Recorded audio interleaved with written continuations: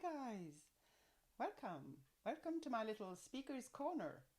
I'm Emma Rowena, and today I'd like to share with you some thoughts about being present. What does it mean to be present? To be present in your own life, in your own self? And why should we? Why should we become more present in our present moment, in our bodies, in our lives, here and now?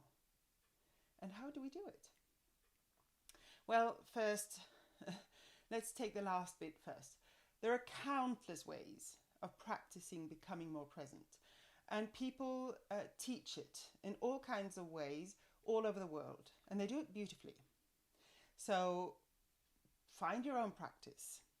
But I'd like to share a few tips of my own, a few experiences of my own, and also a little bit about what I think it can give you to be able to pull yourself in, because that's how I experience it.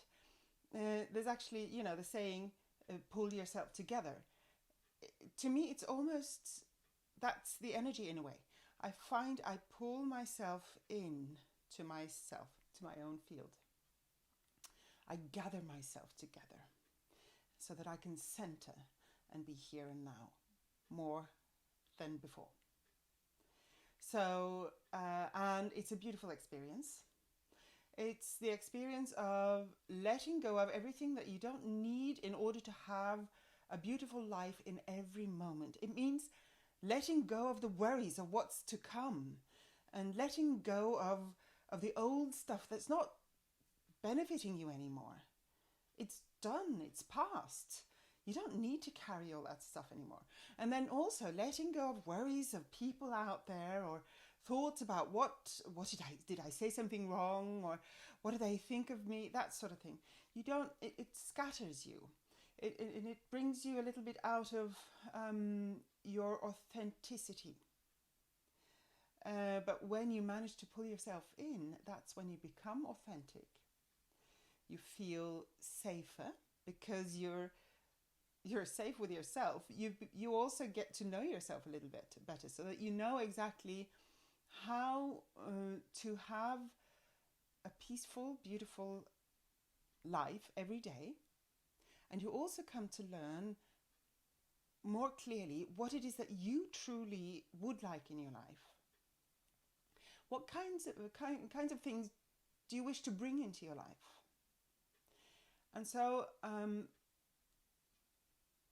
there are, like I said, many things. You can do it, little practices. You can take your cup of tea, and from the moment you hold your cup, just sense it. Is it warm? Or your coffee, if you like, if you prefer coffee. But whatever you choose, by the way, do that with love, with intention. Let go of the guilt. It doesn't help you. It actually probably harms your body more than the actual drink. And I promise you, as long as you really enjoy the drink, you probably won't need that much of it anyway, if it's coffee or wine or whatever. But let's go with the tea for this moment, because that's sort of easy to feel good about, I suppose, for many people. Anyway, let's focus on this cup of tea, and you're holding the cup or the mug, and you sort of sense the warmth of it, feel the material, and bring it up to your mouth. And with that, from the first moment it touches your lips, just notice. All you have to do, you don't have to judge it, just notice what, a little sort of curious, what does it actually feel like against your lip? And then that sip, what does that do in your mouth? And my favourite moment is the moment that first sip, especially in the morning, my first morning tea sip, comes down through the throat and warms my whole body. Just go with it. That in itself is a meditation. And it doesn't take that long. It takes that sip of tea or coffee, and that is a way of becoming present to the moment. And the more you find little moments like that you can use or practice with, the more of a habit it becomes to you. And the easier it becomes to remind yourself, or to remember to become present when you're a little scattered. Now, I don't know if you meditate. I meditate daily, at least once a day. And I have to say, it doesn't mean that I'm always 100% present in the meditation or that I can manage to be completely still. I don't. I'm a Gemini. My thoughts go wild. And I know some people say that Geminis have a hard time meditating, but which is maybe true. I don't know. We have a lot of stuff going on in our minds, but I always, whenever I feel scattered, whenever I notice that I'm sort of scattered or my mind's going off, then I know exactly how to pull myself into the moment. And that moment, just doing that is in itself a form of meditation, I find, because it brings you into the present, the now, and you're just there. And then my mind might go wandering off again, but I don't give up. I sit there for the time that I've set, and I allow myself to be in the moment, whether it's with my thoughts wandering or whether it's bringing myself back into the moment. Another way of having an instant meditation moment, to me, is diving into the ice cold sea, which I actually did this morning, by the way. It's now December in Norway. It's sadly rather wet and rainy and fairly warm winter compared to what it could have been or what it's used to be. But the water is cold, I promise you. It's ice cold. And just going in there with the intention of just experiencing the water, just experiencing the coldness, not fearing, not going into, not letting it freeze me, just experiencing. And the moment I dive in, especially if I take, which I usually do, take a little dive with my head under the water, it's an instant meditation, instant switching off. You just have to be present. And it's fabulous. Unless, of course, you try and run away, you run in and run out, and you lose a bit of the magic of it. But still, you sort of get forced into the moment, don't you? So there are things like that you can do all the time, every day. When you meet someone, when you speak to someone, notice, try and see if you can focus, at least for a few seconds, on exactly what it is they're saying, without trying to make a response or try to understand. Just what are they? What are the words they're using? What are their expressions? What do they look like? What do they glow? Do they feel? What do they feel like to you? What's the connection? Just see if you can observe a little bit. That brings you into the moment. But the main experience and technique that I would like to share with you is that of actually pulling yourself together, which I mentioned in the beginning. And I find it's as if you sort of it's as if you have a big veil that's scattered all over, and you just pull it in to your area, to your space, your magnetic field. You have, when your thoughts are in the past events, past pain, past suffering, or past joys, your energy goes there. If you're in the future, the fear of something, the experience, the worry about something, or looking forward to something, you'll be in the future, which is fine. But you don't have to be there all the time. And I'd like to share one experience with you. I'm a musician, a pianist, and I also sing. And I recently had my premiere concert with my own music, with a lot of improvisation. And this is the first for me, because I'm a classically trained musician, and I used to have, I've practiced and learnt the notes, and you had to do the right thing. And I had stage fright every time I went on stage. Now, I've been through my process the last few years, and I was determined not to let that happen this time. But as the concert got closer, and it was in the middle of the COVID time, and we didn't know whether we were going to go through with it or not, I started worrying. And my thoughts started going to that concert many, many days before the concert was about to happen. And I was there almost all the time, and my body started tensing. And I realized eventually that I was going into the same old pattern of worrying, of being fearful of what was going to happen, of being fearful of making mistakes or not managing to be present, or of the energies that, you name it. And I just realized I don't need to be there. I want to have a nice time here, today, even if the concert is there a few days ahead. And especially if when the concert is there, because I was wasting this moment. I was wasting the opportunity of enjoying myself when I was going for walks in the forest with my dog, when I was going in the sea. Actually, diving in the sea helped. It sort of stopped the thoughts. Anything I was doing, I was cluttering it with this fear or this worry about what was going to happen at that concert.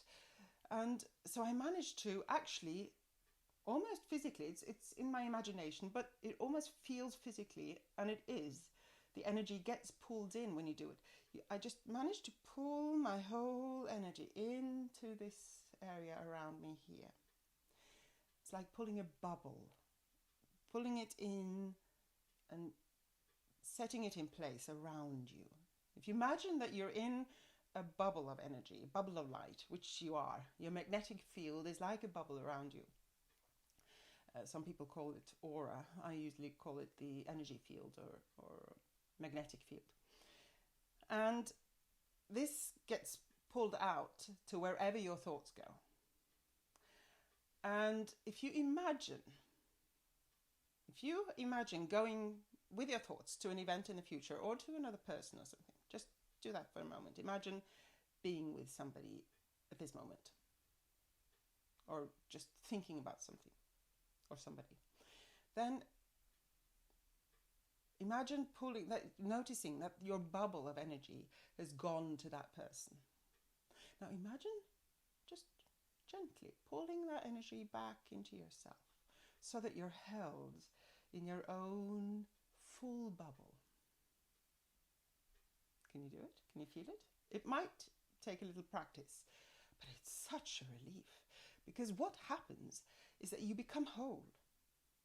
You become complete in yourself, and you can rest in that bubble. You're not spending a lot of time halfway there. You rest in it, and just practice noticing whether it's surrounding you completely on all sides, behind you, in front of you, underneath, above you, on the side. And see if you can just let it float around you. What color does it have? Give it focus. And if you feel that, oh dear, it feels a little bit pulled out there, just gently pull it back in, like you're pulling in this veil. And then see if you can just rest with it. This is where your truth lies. This is your own home, your field. I actually think of it as coming home in many ways. I feel when I manage to do that, it's like I'm coming home to myself, to my true self. And I can let go of patterns. I can let go of histories and stories. I can let go of people. Not that I want to let go of people as such, but I can let go of the clinging to the people with my thoughts, with my emotions. I can let go of the need to cling to people. I can be free. And this is such a rewarding experience. I highly recommend it. And it goes for everything that you do in your life. If you find yourself a little scattered, if you find you're dropping things, or it's usually that you're scattered around. It have to do with your grounding as well. So you can sort of imagine that this bubble is firmly grounded on the ground, and maybe it even gathers roots and grows roots down into the earth so that you ground yourself. That helps also. But we live a life scattered around because our thoughts bring us there. And you can change that easily, simply. Meditation helps. Meditation is powerful. But these little practices is a form of simple meditation that anybody can do, especially the cup of tea, of course, but also this imagining this bubble, imagining the energy that you can gather around you. Bring it home, bring yourself home, center yourself so that you become aligned with who you are, what you are, and all that you can be, all that you wish to do, to be, to have, to create, to love.